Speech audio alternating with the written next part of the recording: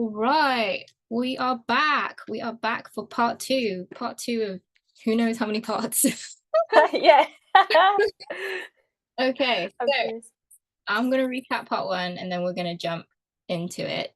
My takeaways from part one were like this: we distinguished between coincidental and intentional co-living situations, which I think was really helpful. And I think we're talking more about intentional kind of co-living situations. Mhm. Um, we talked a lot about joys, mutual support. You shared that story about like being able to come down to the kitchen and ask for a hug. I really Mm. that. And this like the practical benefits, like it being lower cost, and being able to share food if people want to, and so on. And then that sense of like connection to wider community and like getting to know friends of housemates that you might wouldn't have known otherwise or may have met otherwise, and kind of co-living spaces, so intentional ones especially, almost serving Mm. like beacons to the wider community, like in that mutual exchange going on. Um, do you remember any other kind of joys that I haven't mentioned? Um, I particularly love that beacon image. I think that's a pretty good summary. Yeah, Cool. yeah. Um, and then we moved on to kind of what makes good co-living, and that connected again to like a wider scene to support the project. Mm. It's very helpful, and you shared that example of the the project just outside of Berlin. You said that you supported with Yeah. mediation, for example. Yeah. And then we Or more really like got peer very support. nerdy. Yeah, Yeah. Oh, sorry. yeah.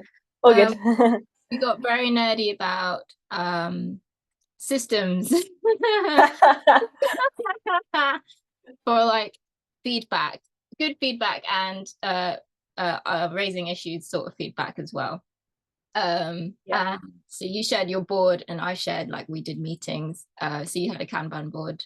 Um, and there's like we started touching on like systems for sharing cleaning and maintenance and maybe cooking if Mm. that's part of what you decide is part of your co-living project. And then yeah, that touches on like a frequent shared ritual. So for both of us, that was like cooking and eating. But for other Mhm.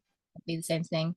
And I think we started to kind of allude to alignment on kind of values and priorities, because you did kind of talk about like in the situation that you're in, you kind of you all were like, oh, we all work full time, we don't want this to be something that's like draining, and we're going to have a cleaner. I don't know how you arrived at that kind of conversation, but I feel like that's an indication of some kind of alignment in Mm.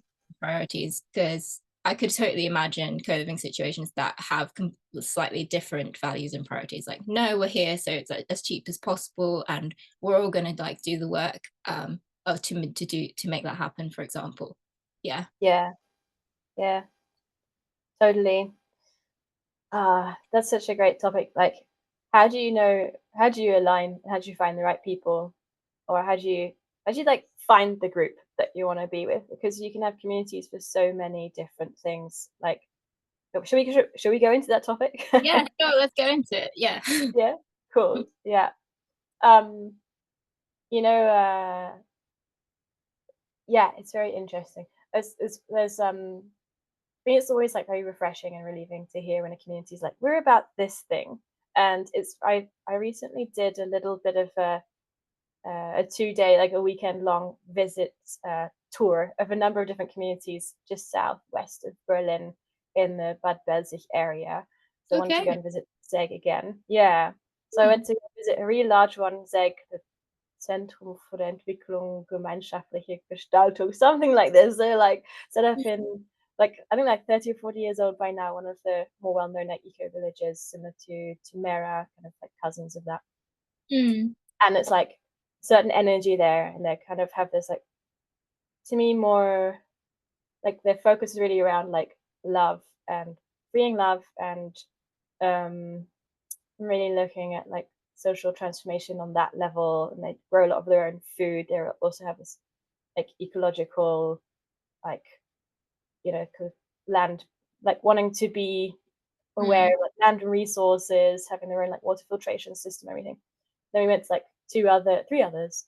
One was like, this is a workation space where it's more business like, rather than like trainings and like spirituality and relationships, and so, like get stuff done, and like good space for people come there like from the local neighborhood to also use the space and like run events and stuff like that. And then there was another one which was a lot more like steampunky, and they're very like, let's like retrofit stuff, and they're like really into a bit more like techie and bikes and stuff like that. Mm. And like really interesting conferences on stuff more like postmodernism and stuff like that. And another one was focused on like LGBTQ, like belonging in the neighborhood. So just like, Wow. where do you fit? Like, what do you want? There's a smorgasbord out there. You can Amazing. I'm choose. so amazed you found that in just like one corner of the world. Sorry. Amazing. They're all within like 20 minutes drive of each other. It's a rich place. Yeah. Yeah. Yeah. Yeah. And go ahead.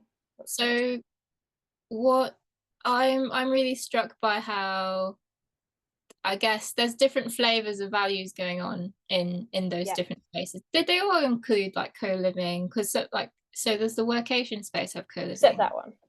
No, Okay. not. Uh, no, Really? but they have a strong sense of community of people working there, but they're not co-living Right. anymore. Okay. Okay. And how do you think they found each other? Mm, I do wonder that. Yeah, I guess that was probably more of a business model thing. Like someone had like an idea. Okay, they found a beautiful like courtyard with like some barns around, and like old hotel. They renovated very beautifully. Um, I think the others are more founded probably on like some. I think they're always a core founding group who was like who's kind of been kind of a visionary. Mm, mm, mm. Yeah, Yeah, and I think yeah that's the how they power of attracting like people is like about making a good compelling story and invitation about this is what we do, this is who we are. Yeah. with those projects they sound quite big-ish. They like would you say the scale is more like 20-ish people in each of those projects? Yeah, I mean, in terms of people who actually live there, in the more techie one it was like 30 people or more, and like Zeg is, I don't know, it's like 80 to 100 or something, and then they've got so Yeah. many people from the wider community. So it's Yeah, like and then that more like congregation scale sort of. yeah, Yeah. so the um, LGBTQ one was like just smaller than that. It was like I think 10 or so. So okay, yeah. but still like bigger than a crew kind of Yeah. size. Getting there slowly, just have Yeah. 10 more people.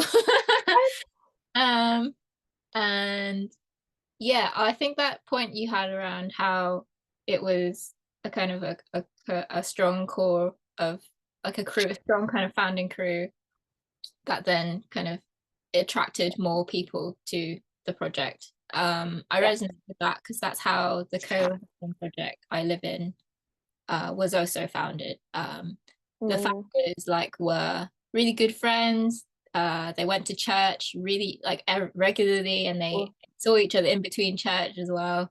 Um, and there were like two or three couples, like Mhm. basically. So it was like a group of maybe six that was like three couples in total, something like that. Mhm. And yeah, I think they maybe put that call out that they wanted to set up this co-housing community in this geographical area of Yeah. Leeds, and they attracted people to that call. And I think they started very much in the church, so that's why I think quite a lot of people in the co-housing community are associated with that church, because they started Oh, networking and telling people about it within their church first. And that makes kind of a lot of sense because people who go to that yeah. church are local to that church, so that definitely meets that like that criteria, that value. Yeah. Yeah, yeah. But yeah, it's really interesting. That's the more of the kind of congregation scale. And when I think about co-living, I often think about crews, kind of Mm. crew size. Yeah. Yeah. I think one benefit of like what you just said, like that way, is like if you are like finding people within an existing congregation, you know they're going to have some degree of shared reality already. And Mm. like, of course, when you live together, there are always gonna be nuances, and you know, you might think, "Oh, we have so much in common," and you live together, and you're like, "Oh, wow, we treat spaces very differently, or have Yeah. very different daily rhythms." Um, but I think, like, you know, on a what do you orient your life towards? If you're gonna really live with someone for a long time, it's really nice to know that you have at least something in common on that level. And I like the idea of like a congregation. Literally, the church. It was a congregation. The real congregation. A Sorry. real congregation. Yeah.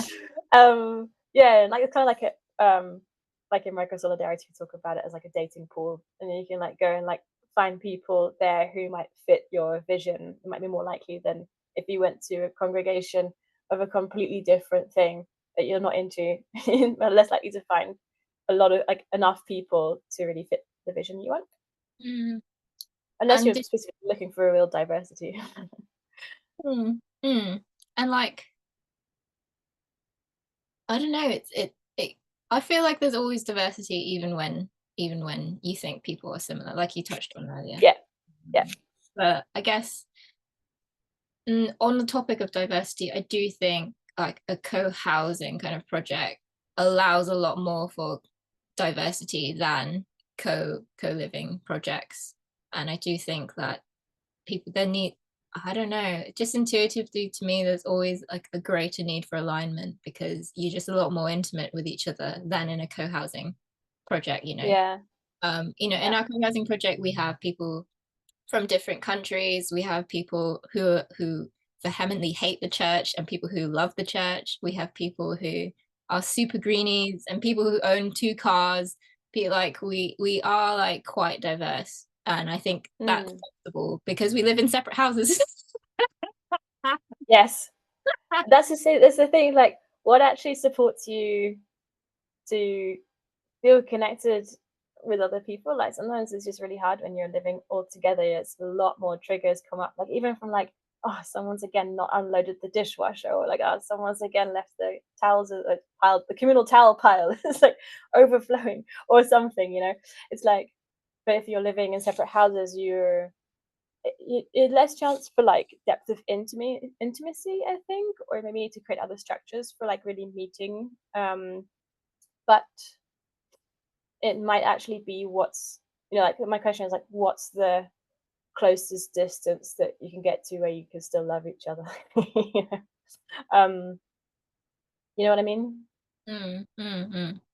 I think that's an interesting way of putting it. Like, what's the closest distance you can come together with while still loving each other? Yeah. Mm. And if you really want to, you can still move in afterwards, but yeah, depends what you're looking for. I think it all goes to like, there's this really cool um PDF I really like. It's called the Relationship Anarchy Smorgasbord, and it's a PDF with like um, the instructions in there's some instructions in the middle, but around it there's these circles of different um, functions or like modes that a relationship could take. So, for example, and the invitation is that you can talk with someone you want to live with, or someone you want a relationship with, or even just a friend about what do you want in this relationship, or what do you want in this co-living or co-housing scenario. So is it that you want co-parenting? That's one of the bubbles. Is it that you're looking for like artistic, creative collaborations? Is it that you're looking for like economic interdependency? Is it like, to what degree, what kind of like sexuality or intimacy are you longing for? Um, is it like you want legal? Is there like a legal collaboration going on there? And there's just like all these questions that you can ask, like, to what degree do you want that? To what degree do you want to be like sharing domestics? Maybe someone's like, I really want that, and others people are like, I really don't want that. Or some people say, I'd love to live in like a multi-generational household. I want this like co-parenting idea, and others are like, oh no, that's not. I don't want too much of that. I'd rather, um, yeah, be in a household of individuals who are single. Like having a couple or family in a house really changes things. Like, so if you're having these, if you didn't talk about that beforehand, you might only discover that when the time comes when you're living together, and that can be quite difficult to then overcome, or it's like to negotiate or navigate certain differences are more difficult to overcome and to find a way through together than others. and Mm, having that conversation beforehand about like, what do you really imagine? Like, mm, is this a political space for you, like the LGBT community? Like, if someone's like, oh, I don't really want to, like, I don't like, not really into politics very much, or like identity politics, or I'm not really into, it's not really my thing. For like, I care about it, but it's not something I'm like, it's not my life passion. Then yeah. maybe it's not really your place. Or if you're not really into like DIY creative innovation and tech and stuff like that, then maybe the other place is not really for you. Or if you're not really wanting to be tending gardens and doing work with the earth, maybe the zeg is not really your kind of place either. If you rather actually be more in a co-worky type place, maybe the workation space is a better temporary community for you to try out and or create something like that. Yeah. This is really reminding me of um I met someone who showed me that they had made like an OK Cupid style questionnaire on Google Forms. And Cool. you could fill it in and it'd be like things like how much do you value cleanliness? And there'd be like 4 or 5 questions to kind of break it Mm. between like 0 and 10. Like I want all the dishes done and put away in the same hour as being as something being cooked, or like I'm fine with it being done a week later. Like and uh, Totally. like there's so many interesting questions you could ask even just to gauge someone's values around cleanliness. Yeah. And so there were like at least 20 or 30 questions like that, and then they would the interesting thing that they did on Google Sheets was like you could, if you got your survey results and someone else's survey results, you could put them together and then see how much of a match you were. And there were also questions that asked how important was this thing to you as well. So like That's you might, cool. Yeah. yeah, maybe it's only like a second or third priority, not a top priority, for example. Yeah, so Yeah. Huh. that's an interesting other way that I've heard some people kind of establish these what differences do we have sort of questions. Yeah. Yeah. Yeah. Yeah. I like that. We did something similar in our co-living pod. I was distinguishing pod from the actual group because in the end we had a pod of 6 people, and we haven't found a place where all 6 of us could live at the same time. And over time, one of us has been like, actually, I prefer to live on my own. And in the house we've lived in now, there were 4 places for us to move in, and then the other two places were occupied by one person who's already living here and somebody else who's entirely new. Mhm. Um, but within our group of 6, when we were searching for a place, we thought, let's use this time to get to know each other and really attune to, like, we don't know each other so much on a co-living level yet. And so we created an online, um, you could also print it out, but we did it online because sometimes our meetings were over Zoom, like, uh, like whiteboard with exactly those kind of spectrums. Like, are you a night owl or are you a morning person? Um, like, I want to have like 3 cats, 5 dogs, and 2 parakeets, and like no pets at all for me, please. Like, I'm mostly at home working in my room, or I'm out and about, like, or at work 9 to 5, just to Mm, get a sense of like where do we place ourselves, and it brought up so many interesting conversations, and like, oh, okay, and it actually refined our understanding of how it could actually look if we lived together. mm, And we in the end we were like, okay, it still works, still want to do it, still very aligned. But it could have potentially brought up some. Actually, I think it's brought up already just some awareness of like, yeah, we have different rhythms, um, different needs for privacy and mm, retreat. mm, Um, I've created this little.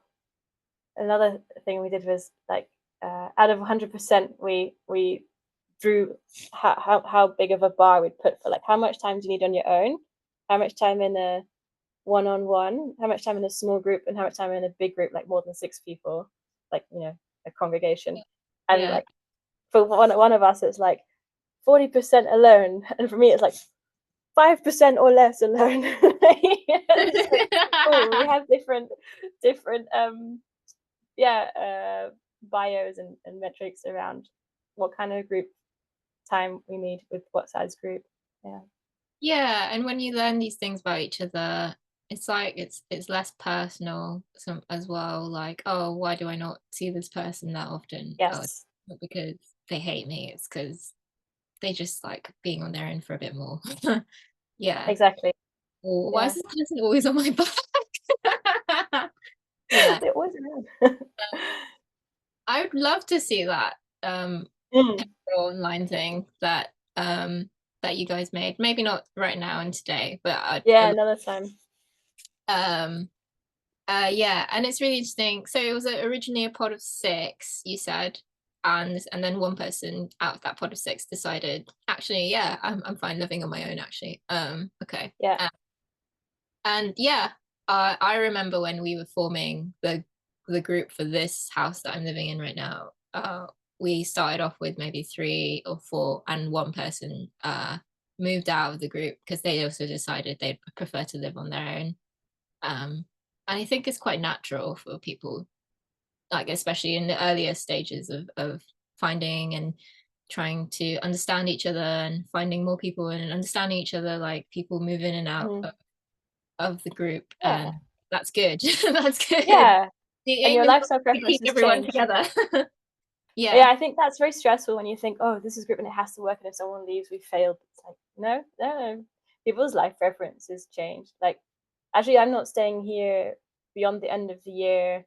And actually, maybe if people have done the maths, I've said like there's 6 of us, and one decides to leave to go live on her own, and there were 4 places for us here. So what about the fifth one?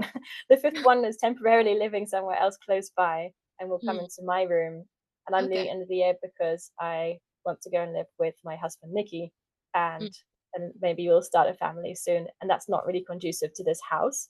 okay. Um, and yeah, it's like, okay, lifestyle change doesn't mean that this community has failed because I'm leaving. It's just there's Mhm. a natural flux and flow of, yeah, of lifestyle Mm, needs. mhm. Yeah.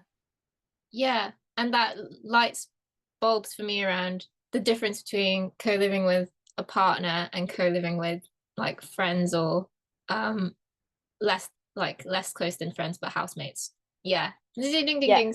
Mm. um but we don't I feel like I'm also quite interested in how, say, your original pod of 6, how did you find each other in the first place? I would like to explore that first Yeah. before we explore these other ones.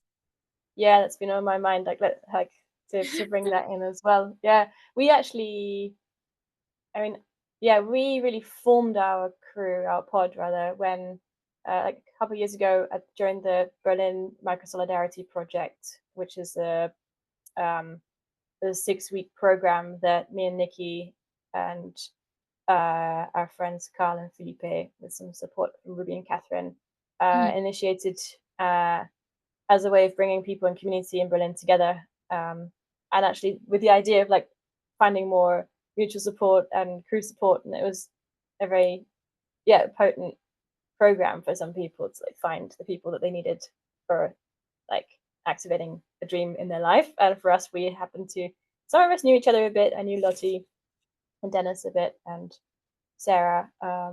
But yeah, and how many we people all found each were other. were a part of the project? I think we had 30 or 35, About something like 30 that. participants in the end. Yeah. So it's kind of a congregation, same idea like with the church that Mm, you mentioned. Like everyone would come together because like everyone who was there was interested in community and relationship. So kind of no wonder we found each other and like have a resonance around how we want to live, that we don't want to live just like, you know, by convenience that we all share a house and share mm, the rent, but we want to create a home and we want to create depth of like emotional connection and mm. meaningful connections, meaningful relationships Oops. together. Yeah. I think my Wi-Fi might be Oh, lagging. I'm not sure if the connection. You there? Yeah. There you are. Did you get Okay. that? Yeah, I did hear that. Um, let's see. Yeah. So are you saying the pod of 6 was, did you find them among the participants, or were they the organizers that you worked with for the No, they were all participants. So I was the only organizer from that group. Oh, Yeah. okay. Wow, that's Mhm. amazing. Okay. Yeah. Yeah. That's Um, really special. I still want to zoom out there because I know there were precursors to the Berlin Micro Solidarity Project to happen in the first place, and Mhm. you you weren't complete strangers with these five other people, were you? Mm-mm. Yeah. No. No, no, no. Yeah, especially with Lottie, who was actually she called the group into being. It wasn't me. It was like, which I'm glad of because I was the host of the program. Mm. It was actually Lottie. It was like, you guys, like, let's the six of us talk about co-living. Yeah, two of them were like really good friends already. There was a couple, and yeah, Lottie I knew since maybe like half a year or so before that. Um, there was some degree of knowing one another, but this event kind of like brought something out in each of us where we saw the commonality of our wish. Um, Mm. yeah, where we So realized like we're all interested in this concept of micro solidarity. Let's do a house. Yeah. it was it after the course that Lottie called the crew together, or during? I think like towards the end, like maybe in the last session or so, in my memory. Interesting. Yeah, Kind yeah, of almost like a transforming a need into an offering kind of thing happened to. definitely. I think that's what was activated in my my sense was like I sensed Lottie's sense of like, oh, leadership came on board. Of I could ask for my dream. Like we did the case clinic on the in one of the sessions, and I think she got a really powerful experience there. And I could see her really being like, wow, like just make it happen. There's like I see this line going a lot through the Twitterverse of like, you can just do things. It's almost like a meme. Like you can just do things. I think she got the energy and was like, I could just ask people. We could just say, let's meet. Yeah, like not sometimes you ask and you form a crew and it flops or there's not the right energy, but that just happened to be one where it was like everyone was like, yes. Mm, That's yeah. really lovely. That's really lovely to Mm, hear. Yeah. mm, I think that's so cool that um the Micro Solidarity project that you ran was kind of almost a bit of an accelerator for that in some way. Because we would totally. think probably talking about like community and relational practice kind of explicitly kind of draws that energy and yeah to blossom in this way. Yeah.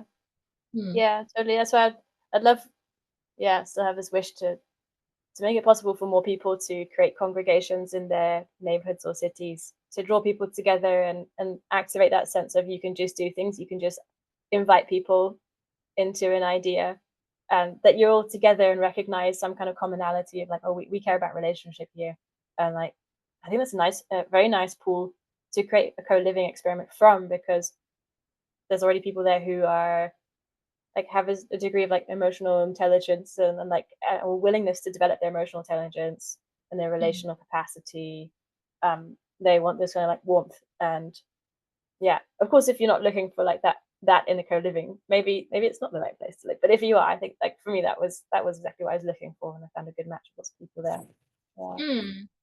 Um, I attended a workshop about 2 or 3, no, 3 years ago maybe, in London with the Wake Up London group, which is like Plum Hmm. Village kind I've of heard of them.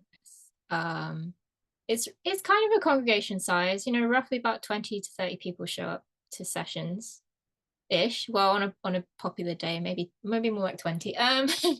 And um yeah, it was really interesting hearing about how they set up kind of like mindful house shares, as, Yeah, as cool. a like also drawing from that pool. And yeah, people would, I suppose, like those houses might be slightly differently flavored than if you drew it from a pool of like people who were interested in microsodality or people who are interested in, I don't know, tech and open innovation and so on, like all the little congregations you indicated Mhm.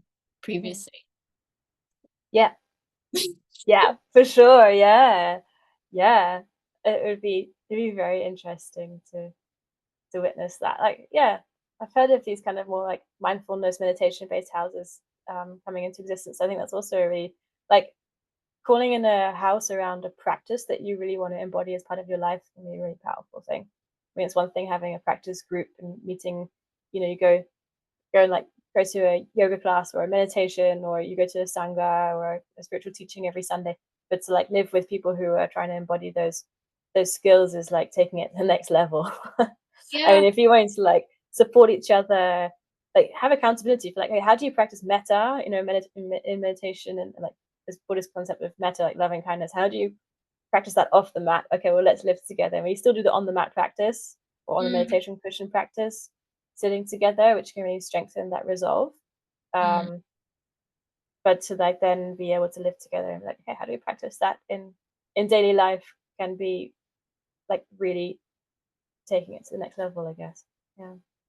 mm. Yeah, I think there's a huge amount of potential there. But I do think from my experience, just because well somebody's interested in mindfulness doesn't mean they're necessarily interested in or equipped with um the kind of more relational side of living together.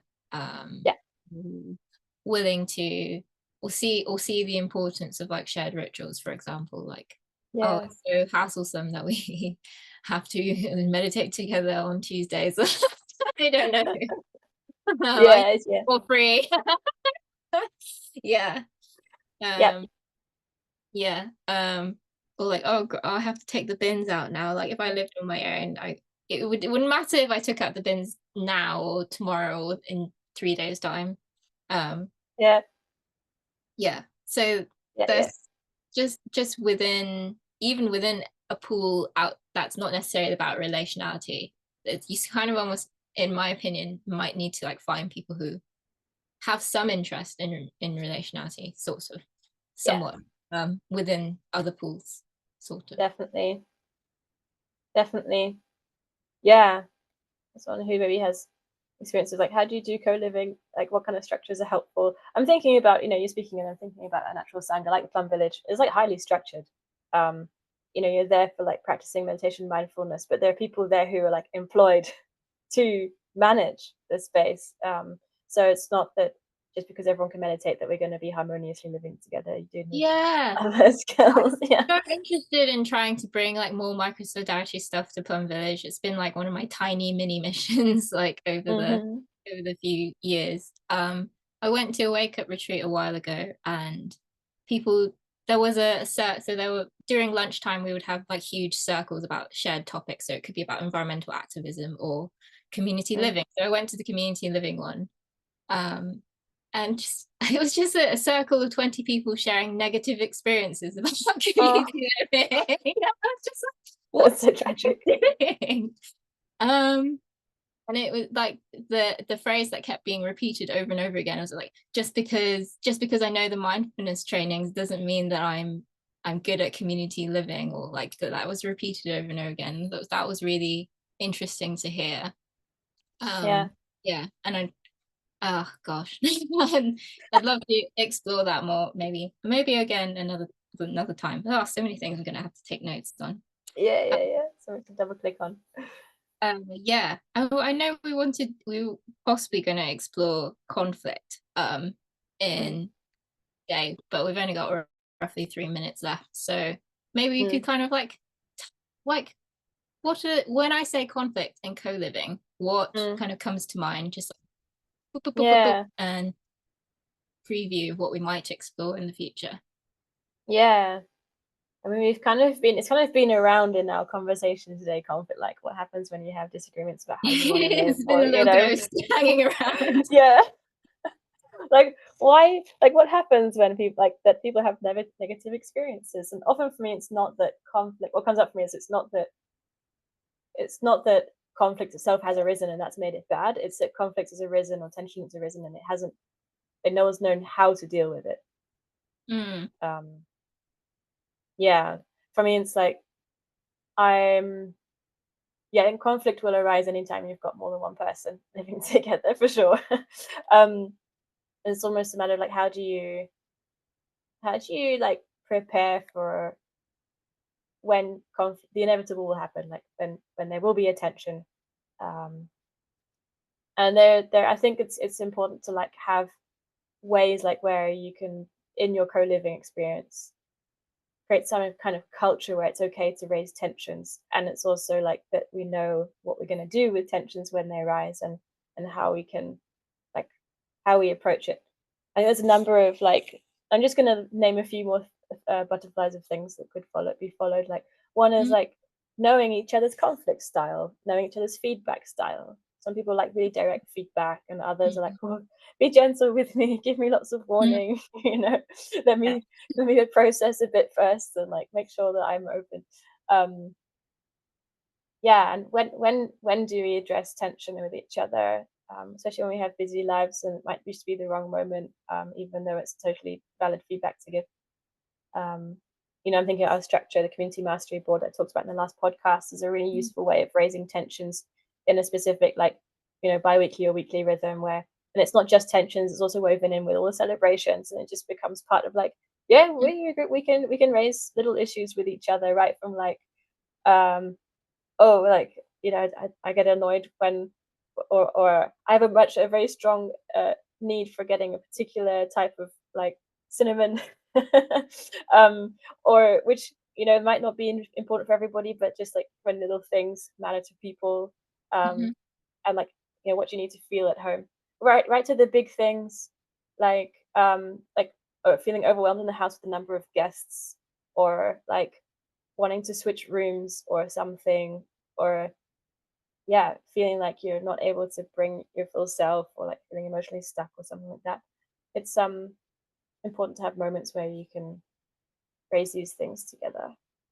mm. Yeah, and there Mm. kind of almost needs to be like a it's helpful definitely in a group to have a shared understanding that like conflict will inevitably arise and it's not a sign of something bad and Yeah, terrible.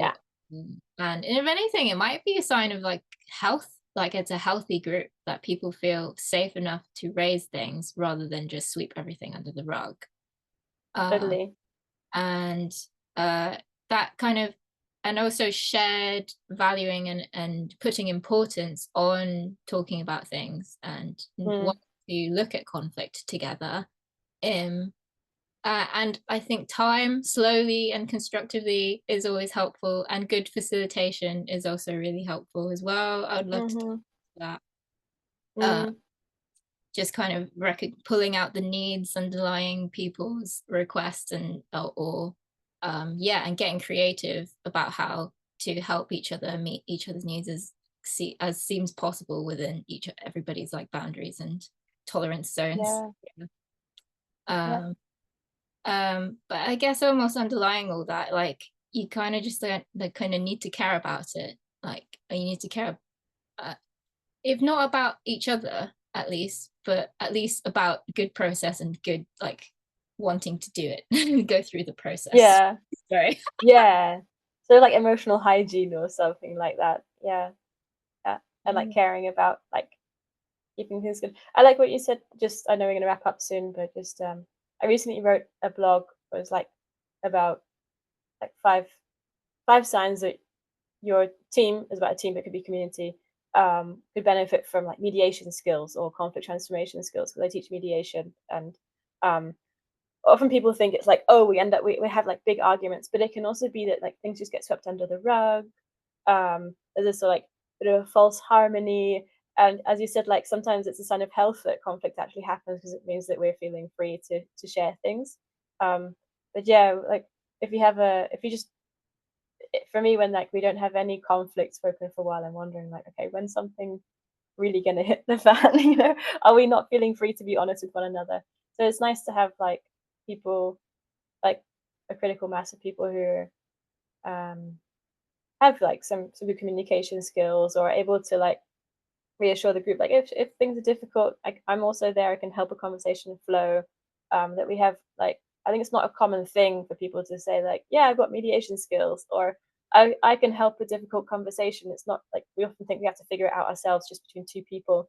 It can be really nice in the house when you have this culture of, like, yeah, if there's a difficult conversation to be had, um, like, let's know who's got support, opportunity, skills to hold the space and help that conversation come to, like, a productive, connecting outcome. mm, Um, mm. yeah.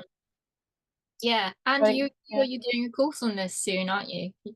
Yes, yes, on Monday. It starts on Monday already. Yeah, the 5-part course. And Monday is actually a free taster if anyone wants to come. I'll put the link in the bottom in the little Yeah. comments of the video. It's going to be a really lovely course. Looking at also like what is our relationship to conflict? That's the first session, is looking at that, because that's such an important thing to know about ourselves. And I think there's core skills that come like that really support co-living. One is like conflict transformation and communication skills. I think those are two be useful things to have in your pocket. So yeah. Cool. Great. I think that's a Mhm. pretty good note to end on. Thank you so much for today's Yeah. conversation. Thank Yeah, you, definitely a Abby. bit more mellow than the previous one, but I still enjoyed it anyway. Same, same. Yeah. Happy to do more. Look out for part 3. Yeah. Thanks, Abby. Take Thank you, care. Jocelyn.